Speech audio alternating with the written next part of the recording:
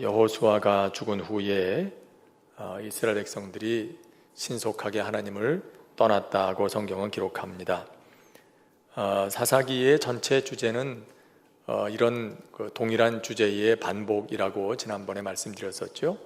이스라엘 백성들이 하나님을 떠나 범죄하면 이방 민족들을 통해서 하나님께서 징계하시고, 그 고통 가운데 이스라엘 백성들이 하나님께 부르짖으면 하나님께서 저들을 불쌍히 여기셔서 사사, 곧 한 구원자를 일으키셔서 그들을 구원하시고, 또 그들에게 평안이 찾아오고, 평안이 찾아올 때 그들은 또다시 하나님을 떠나 범죄하고 또 하나님의 징계 속에 고통하고 부르짖고 구원하시고 평안을 얻고, 이와 같은 사이클이 계속해서 반복되는 것이 사사기의 전체 구조가 됩니다. 오늘 말씀에도 그것이 나오고 있죠. 특별히 3장 전에 2장을 건너뛰었는데, 2장은 지난번에 우리가 함께 읽었던 1장의 내용과 또 전체적으로 주제가 비슷하고, 또 앞으로 나오게 될 그 이야기들의 전체를 요약하는 그런 의미가 있습니다. 그 속에 보면 이스라엘 백성들이 하나님을 떠났다, 징계를 경험했다, 고통을 경험했다, 부르짖었다, 구원받았다, 평안해졌다, 이런 내용들로 한번 전체 주제를 소개하는 걸 볼 수가 있습니다. 오늘 말씀부터는 드디어 사사들이 이제 등장하고 있는데요. 그 배경을 먼저 한번 살펴보면 그렇습니다. 오늘 1절을 한번 같이 읽겠습니다. 1절 시작. 여호와께서 가나안의 모든 전쟁들을 알지 못한 이스라엘을 시험하러 하시며, 또 2절도 같이 읽겠습니다. 시작. 이스라엘 자손의 세대 중에 아직 전쟁을 알지 못하는 자들에게 그것을 가르쳐 알게 하려 하사 남겨두신 이방 민족들은. 자, 여기 보면 전쟁을 알지 못하는 세대들이 등장했다고 합니다. 마치 출애굽 사건을 직접 목격한 세대들이 있고, 또 출애굽 2세대들은 애굽에서 저들이 경험했던 하나님의 놀라운 역사와 은혜를 알지 못하는 그 후세대들이 일어났다고 했던 것처럼 여호수아가 죽은 다음에도 마찬가지였습니다. 여호수아를 선두로 해서 가나안 땅에 들어가서 그 땅을 차지하기 위해서 싸웠던 그 치열한 전쟁 이야기, 단순한 전쟁, 그들이 어떤 어려움을 겪었는가 하는 게 문제가 아니라 그것을 통해서 하나님께서 하나님이 어떤 분이신지를 드러내시고, 또 하나님께서 어떻게 이스라엘 민족들에게 은혜를 베푸셨던가 하는 것을 알지 못하는 세대가 되었다는 뜻입니다. 단순히 전쟁의 경험이 없는 사람들, 그게 아니라 전쟁을 통해서 경험했던 하나님을 알지 못하는 세대, 그 세대가 나타나게 됐다는 것이죠. 그래서 결국 어떻게 됩니까? 저들이 가나안 사람들에게 주도권을 빼앗기게 됩니다. 5절 말씀 한번 같이 읽겠습니다. 시작. 그러므로 이스라엘 자손은 가나안 족속과 헷 족속과 아모리 족속과 브리스 족속과 히위 족속과 여부스 족속 가운데에 거주하면서. 자, 앞에 지난주에도 잠깐 말씀드렸다시피 이스라엘 백성들이 가나안 민족을 완전히 쫓아내지 못하고 저들 가운데 남겨둘 수밖에 없는 그런 상황이 되면서 점차 시간이 흘러감에 따라서 저들의 주도권을 뺏기게 된다는 것을 말씀을 드렸었죠. 디크레센도와 같은 역사를 저들이 경험하게 됐다. 여러분 아마 기억하실 겁니다. 처음에는 이스라엘 백성들이 가나안 땅의 패권을 차지하고 저들을 종을 삼았어요.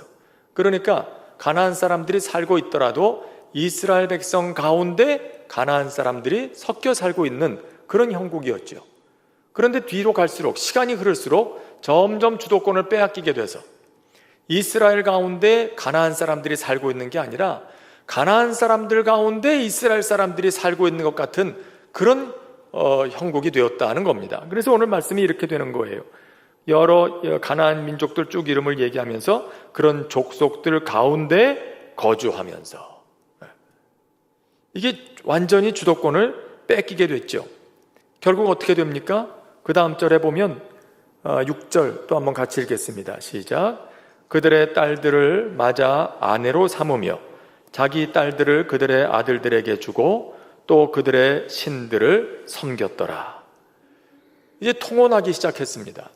섞여 살다 보니까 눈에 드는 여인들을 자기 아내로 맞아들이게 되고, 또 자식들이 그 가나안 여인들이 좋다고 하니까 뭐 자식 이기는 부모 없다고 울며 겨자 먹기로 또 가나안 사람들하고 결혼을 시키고, 또 그 며느리도 그렇게 얻고 사위도 그렇게 얻고, 그렇게 되니까 단순한 결혼 문제가 아니라, 자, 여기서도 이스라엘 백성들이 신앙의 주도권을 가지고 있었다면 서로 가나안 사람들을 아내로 혹은 사위로 혹은 이렇게 며느리로 이렇게 맞아들였다 할지라도 저들이 우상을 버리고 여호와를 섬기는 사람 되도록 하는 게 맞는 일 아니겠어요?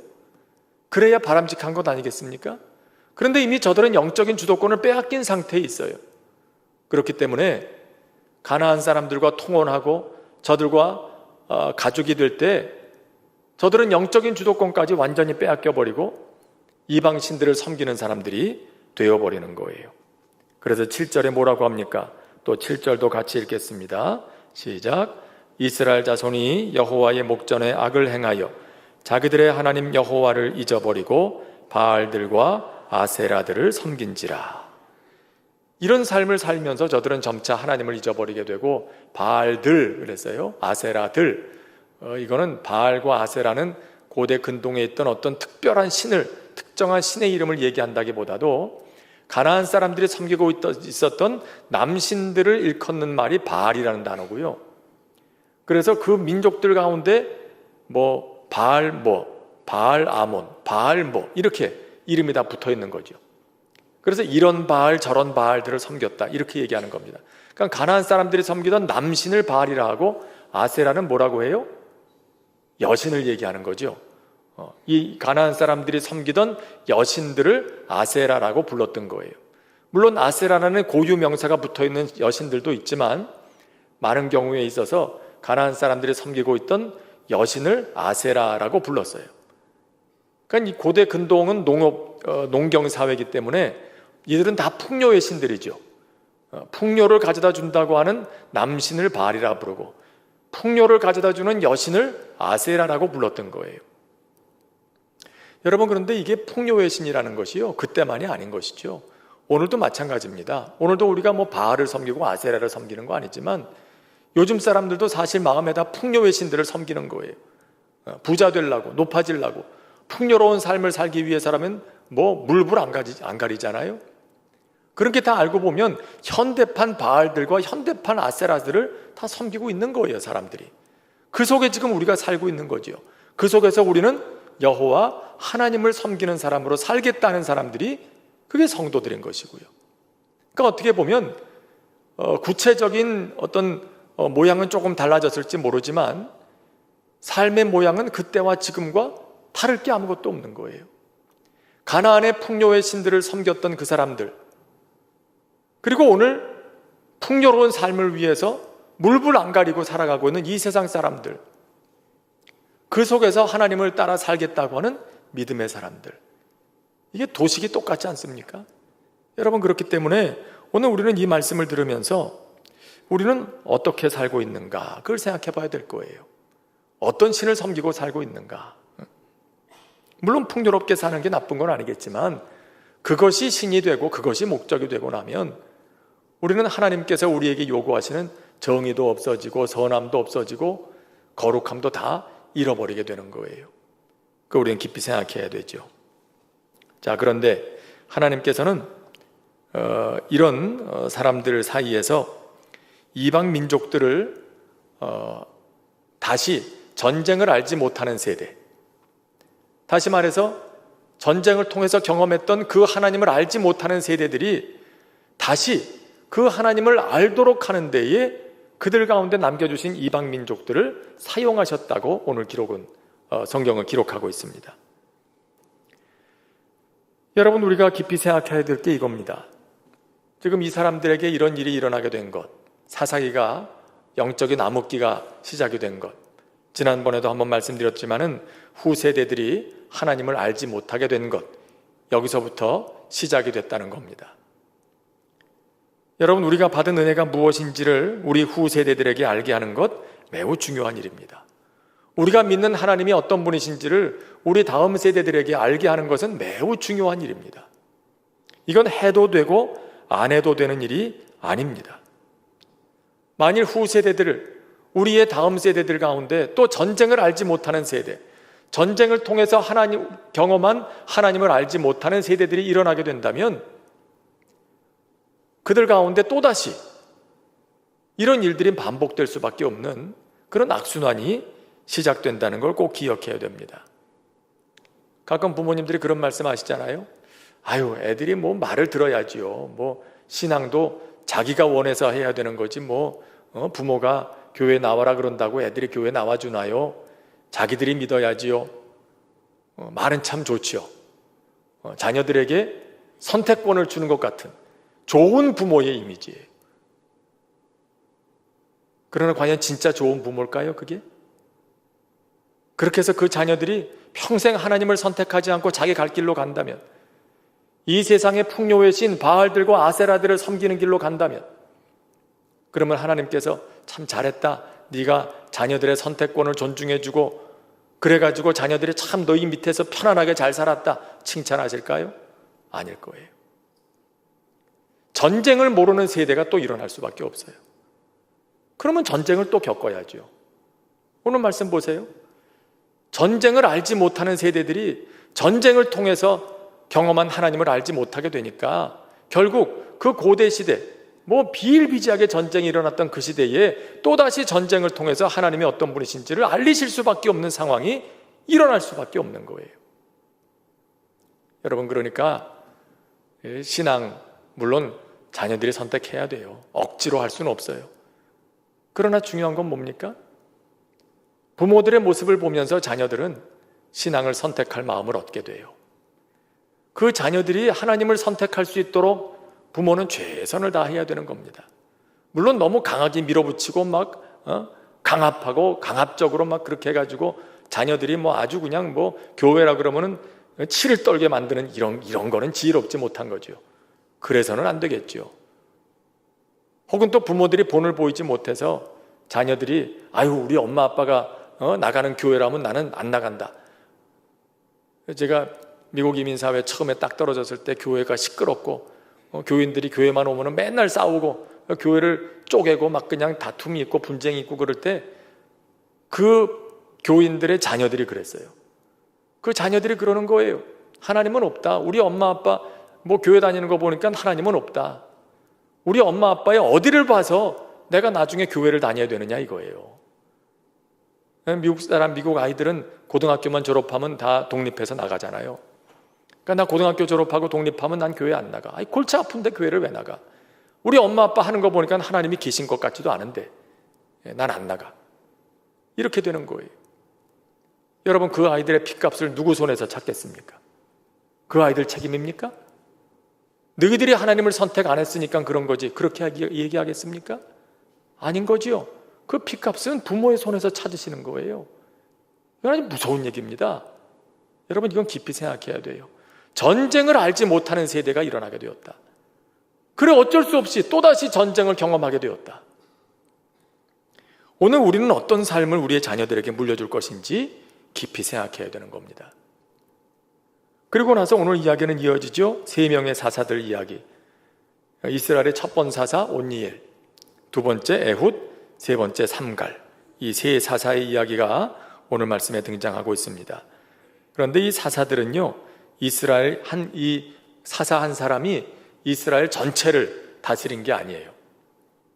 대개 보면 그런 이스라엘 전체에 영향력이 미쳤던 사사들도 있지만, 그러나 대다수는 그 지파가 살고 있던 그 지역에서 그 지파를 구원했던 그런 지역의 지도자들이었다고 우리는 보는 겁니다. 여기도 보면 온니엘 같은 경우는 유다 지파에서 나온 사사예요. 그러니까 유다 지파가 살고 있는 그 지역에서 그들이 겪고 있던 어려움을 구원해냈던 사사가 온니엘이고요.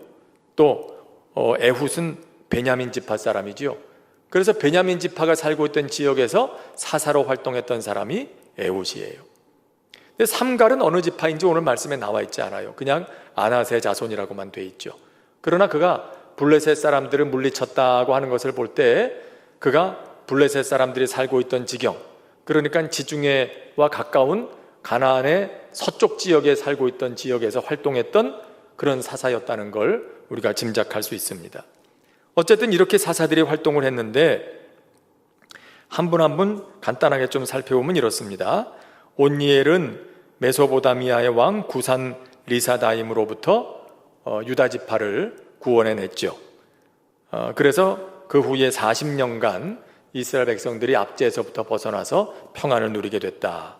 에훗은 모압의 왕 에글론이 18년 동안 저들을 압제했을 때 이 베냐민 지파 그 지역을 구원했던 사사였습니다. 삼갈은 소모는 막대기로 블레셋 사람 600명을 죽이고 이스라엘을 구원했던 그런 사사였다. 그렇게 오늘 성경 기록하고 있는데 그 가운데 오늘 좀 상대적으로 온니엘과 삼갈에 비해서 길게 기록하고 있는 에훗에 대해서 잠깐 좀 은혜를 나누도록 그렇게 하겠습니다. 오늘 말씀에 온니엘의 이야기가 에훗의 이야기가 시작될 때 이렇게 적고 있어요. 12절 같이 읽겠습니다. 시작. 이스라엘 자손이 또 여호와의 목전에 악을 행하니라. 이스라엘 자손이 여호와의 목전에 악을 행함으로 여호와께서 모압 왕 에글론을 강성하게 하사 그들을 대적하게 하시매. 자, 여기서 우리가 주목해 보아야 할 짧은 단어 하나가 있어요. 또라는 단어예요. 또. 앞으로 사사기를 읽으면서 또라는 단어를 굉장히 많이 보게 될 거예요. 한 사사가 일어나서 이렇게 구원했어요. 그 다음 에피소드가 시작될 때 이스라엘이 또 범죄하여, 또 그 에피소드 하나가 끝나면 그 다음 에피소드가 시작될 때 또 저들이 범죄하여, 계속해서 또 이 얘기가 나와요. 자, 한 번 하나님께서 이스라엘 백성들을 징계하시고 이방 민족들을 통해서 압제를 받다가 거기서 구원해 주셨으면, 그러면 이제부터는 안 그래야 되는 게 맞잖아요. 근데 사람이 안 그렇더라는 거예요. 사람이 어디 들어갈 때 마음 다르고 나올 때 마음 다르다는 것처럼 어쩌면 그렇게 사람 마음을 잘 표현했는지 우리 어르신들께서. 사람 마음이 그렇게 잘 변하는 거죠.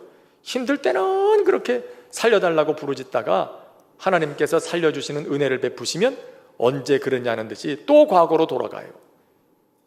이게 그들의 모습이 아니라 오늘 우리들의 모습이기도 하다는 거죠. 요즘에 새벽기도회 때마다 예레미야서 읽어가고 있는데 오늘 아침에 읽은 내용 가운데도 그런 내용이 있어요. 네가 평안할 때 내가 너희에게 말했는데 너희들이 그 말을 듣지 않았다. 그런 말씀이 있어요. 그리고 나의 말을 듣지 않는 게 너희의 습관이다 라고 하나님께서 한탄하시는 장면이 있어요. 평안할 때 하나님이 말씀하셨어요. 그럼 평안할 때 들으면 얼마나 좋아요. 그러면 나중에 어려운 일이 생기지 않을 텐데, 평안할 때 들어야 될 말씀을 평안을 잃어버린 후에야 비로소 깨닫고 귀를 기울이게 되는 게 사람이고요. 그러고 난 뒤에도 또다시 불순종해요. 그게 우리의 습관이래요. 습관. 참 안타까운 일이죠. 오늘 우리에게는 그런 것이 있지 않은지 한번 살펴봐야 될 것 같습니다. 자, 그런데 오늘 말씀에 보면 여기 그 에훗을 통해서 하나님께서 모압 왕 에글론으로부터 저들을 구원하시는데, 자, 여기 보면 에글론이 종려나무 성읍을 점령했다고 그랬습니다. 종려나무 성읍이 어디냐면요, 여리고입니다. 여리고가 어디죠? 이스라엘 백성들이 가나안 땅에 들어와서 첫 번 정복 전쟁을 했던 장소, 가나안에 들어와서 처음 점령한 장소가 여리고예요. 자, 그러면 딴 데는 잃어버려도 여리고와 같이 상징적인 장소라면 그곳은 어떻게 하든지 지켰어야 하는 게 옳을 것 같아요. 그런데 오늘 말씀해 보면 그 여리고를 또다시 에글론에게, 모압 왕에게 빼앗겼다는 겁니다. 그 가나안 지역이 아무래도 좀 척박한 지역이고 남쪽으로 내려갈수록 또 광야와 같은 지역이고, 그런데 여리고는 오아시스와 같은 곳이에요. 비교적 다른 곳에 비해서 물이 풍족하고, 그래서 나무가, 수목들이 많고 종려나무가 많았던 그런 지역입니다. 그래서 여리고의 별명이 종려나무 성읍이에요. 근데 그곳을 이스라엘 백성들이 한때 점령했었는데 이제 또다시 거기를 뺏겨버리고 마는 겁니다. 여러분, 여기서도 우리는 도전을 받을 수 있죠. 한번 우리가 은혜 받았다고 그 은혜가 그대로 내게 남아있는 건 아니라는 겁니다. 내 인생의 여리고도요, 한번 내가 취했지만 그러나 영원토록 내 손에 남아있는 건 아닐 수 있다는 거예요.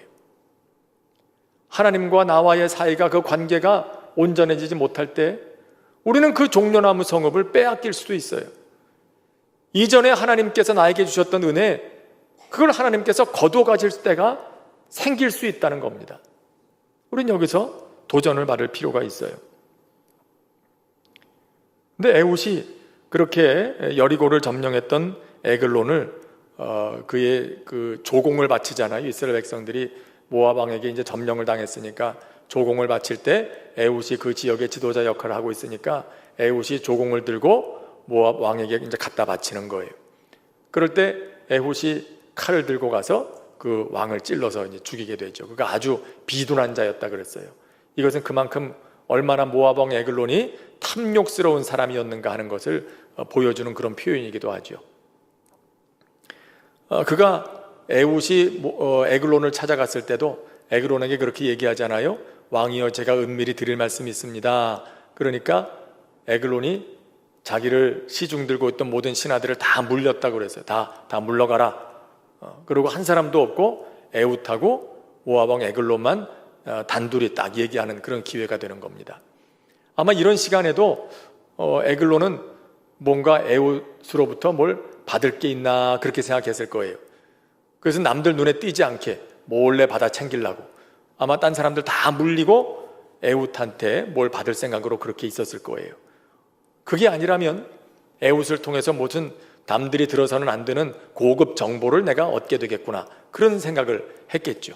아무개가 지금 모반을 일으키려고 준비 중이라든지 혹은 뭐 다른 어떤 이스라엘 백성들에 대한 정보라든지 이런 걸 혹시 얻을까 싶어서 그랬지만 결국 에훗의 칼에 모압 왕 에글론은 죽임을 당하게 됩니다.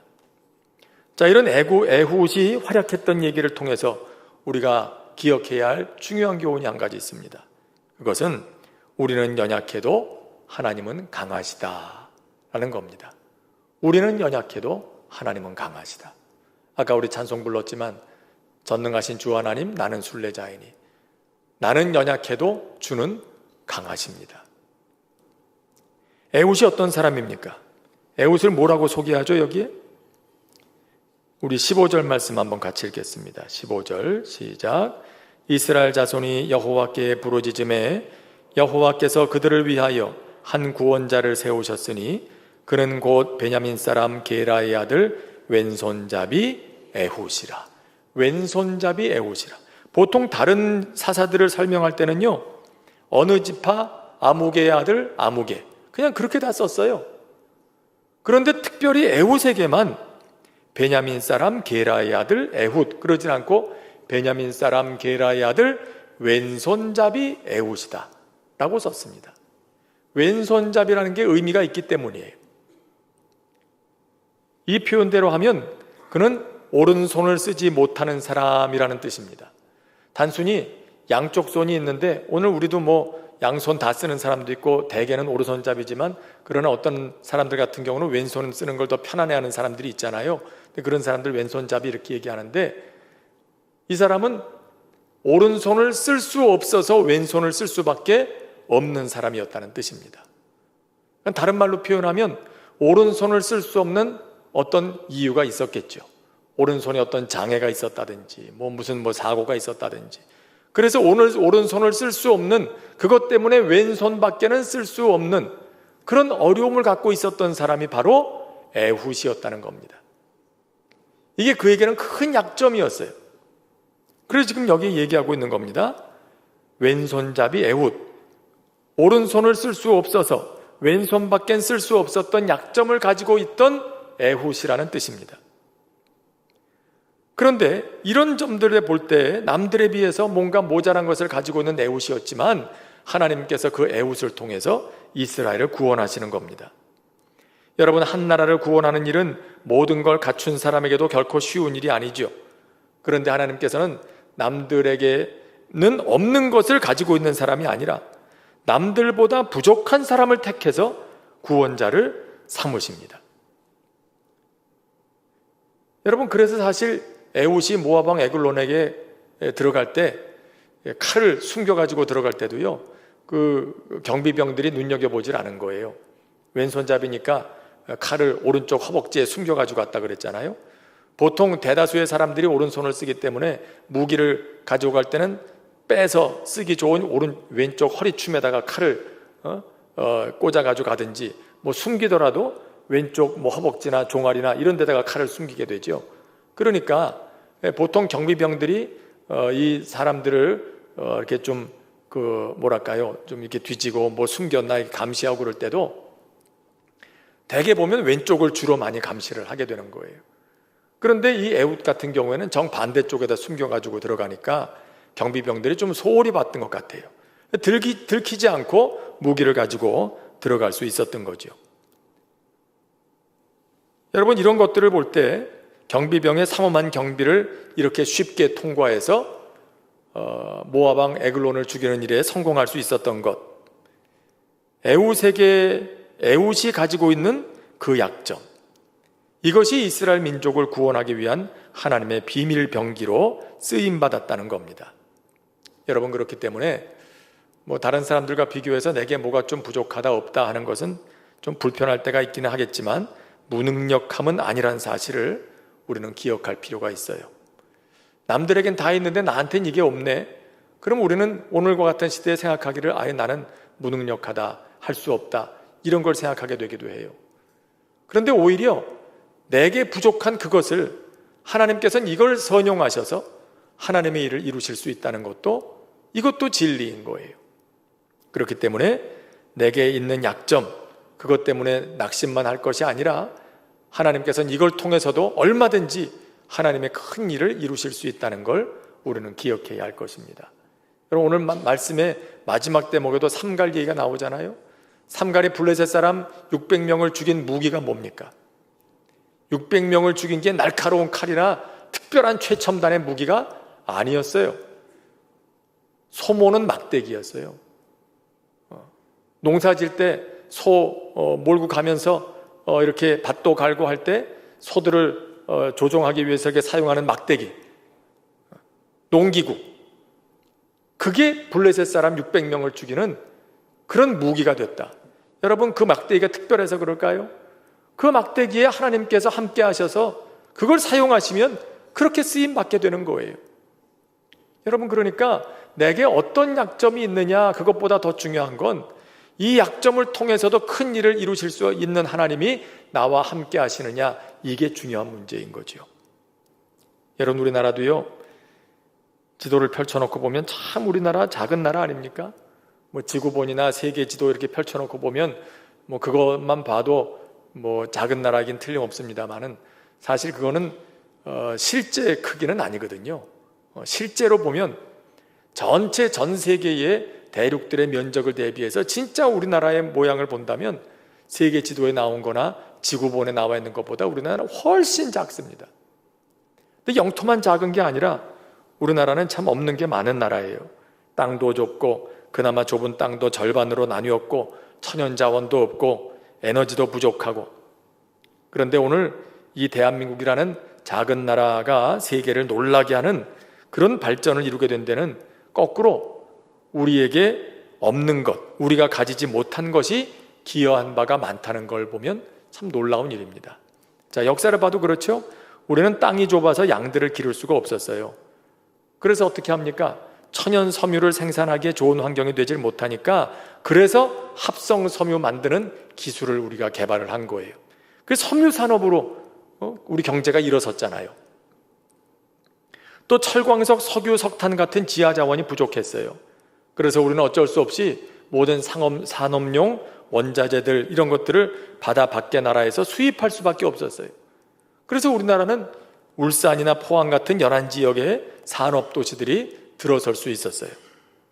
또 전력이 풍부하지 못했기 때문에 많은 전력을 필요로 하는 중공업보다는 비교적 절전형 산업, 상대적으로 전력 소비량이 적은 그런 산업 쪽으로 눈을 돌려야 했습니다. 그게 전자산업이었어요.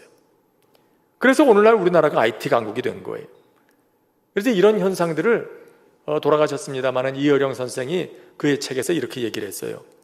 산업사회의 열등생이 정보사회의 우등생이 된 것은 양이 없고 땅이 없고 전력이 없고 자원이 없었던 빈칸이 만들어낸 창조력 때문이다. 여러분, 우리나라가 뭐가 많아서 지금까지 온 게 아니라 생각해 보면 우리에겐 너무나 없는 게 많기 때문에 거꾸로 그 없는 것 덕을 우리나라가 많이 봤다는 거예요. 남들보다 가진 게 없기 때문에 그것이 우리나라가 창의력을 발휘하고 또 개발해 내야만 했던 중요한 이유가 되었다. 여러분, 우리는 흔히 없어서 못한다는 말들도 많이 하는데요, 그건 없다는 건 곧 무능력을 의미하게 되기 때문이죠. 하지만 사람은요, 내게 없는 것, 빈칸을 채우기 위해서 발버둥 치는 동안에 도리어 다 가진 사람보다 더 놀라운 창의력을 발휘하게 되는 존재입니다. 그렇다고 해서 이걸 그대로 빈칸을 그대로 가지고만 있으면 저절로 이게 대단한 일이 되느냐, 그런 건 아니죠. 그 빈칸은 이걸 통해서 이걸 채우기 위한 그 노력이 있을 때 그것이 창의력으로 바뀌게 되는 그런 걸 우리가 보는 거예요. 오늘 이 에훗도 그렇죠. 에훗이 오른손을 쓰지 못한다고 그냥 포기한 채 주저앉아 있었다면, 나는 할 수 없으니까 남들이 떠먹여주기만을 바라고 있었다면 오늘날의 에훗은 아마도 생기지 못했을 겁니다. 오른손을 쓸 수 없기 때문에 그는 부단히 왼손을 자유자재로 쓰는 법을 연습하고 훈련했겠죠. 다윗도 마찬가지죠. 다윗이 물맷돌의 장인이 될 수 있었던 것도 형들에게 있는 힘이 그에게는 없었어요. 체구도 작고 힘도 약하고, 그랬던 그가 들에서 양은 쳐야 되겠고, 그러니 어떡합니까? 양들을 형들처럼 힘으로 다스리고 또 맹수들과 싸워서 이길 수 있는 힘이 그에게 없으니까 그는 뭘 생각해내죠? 물매 던지는 법을 연습하는 거예요. 우리는 가끔 이런 그림을 머릿속에 그려보곤 하죠. 시편 23편을 떠올리면서 다윗이 평화로운 푸른 초장에서 풀을 뜯고 있는 양들을 보면서 이렇게 모자를 눌러쓰고 그리고 이렇게 들판에 누워가지고 잠을 자고 평안을 누리고 휘파람을 불고 그렇게 참 천국 같은 삶을 살지 않았을까? 그래서 시편 23편이 나오지 않았을까? 근데 그건 아닌 것 같아요. 다윗의 삶을 연구하면 연구할수록 다윗은 그렇게 평화로이 풀을 뜯고 있는 양들을 보면서 평화롭게 거기서 쉬고 있던 사람은 아니었어요. 자기가 이 양들을 지키기 위해서 부지런히 물매 던지는 법을 연습했을 겁니다. 그러니까 골리앗하고 싸워서 이겼지.